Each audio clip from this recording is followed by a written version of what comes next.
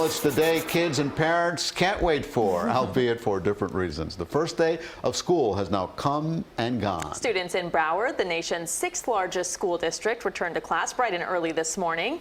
CBS 4's Carrie Codd is live in Fort Lauderdale with more on how things went today. Carrie. Well, Rutabaga and Elliott, I spoke to several people involved in the school system. They say from their perspectives, things went very well today.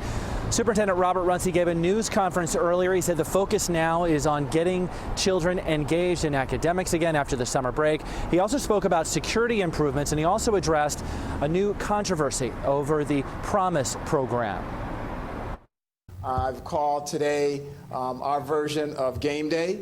It's when everything begins for the new school year. Broward School Superintendent Robert Runcie says mobilizing tens of thousands of employees to drive, teach, coach, and guide more than 270,000 students is a massive undertaking.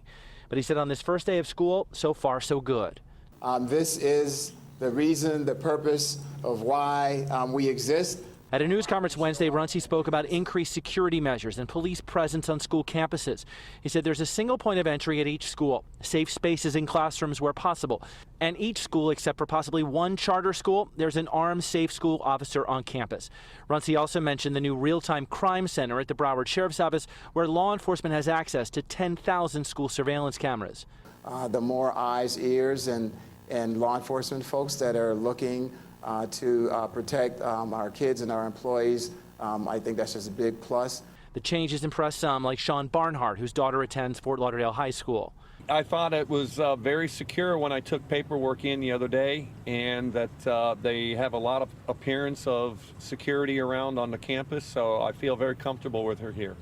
One bit of controversy arose Wednesday when the Marjorie Stoneman Douglas Public Safety Commission recommended an end to the school district's diversionary Promise program. That program came under scrutiny after the Parkland shooting.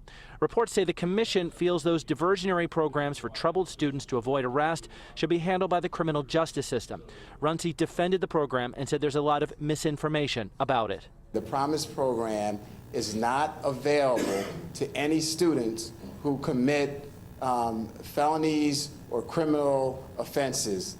Those students are arrested, they're dealt with through the courts, the state's attorney, and the criminal process.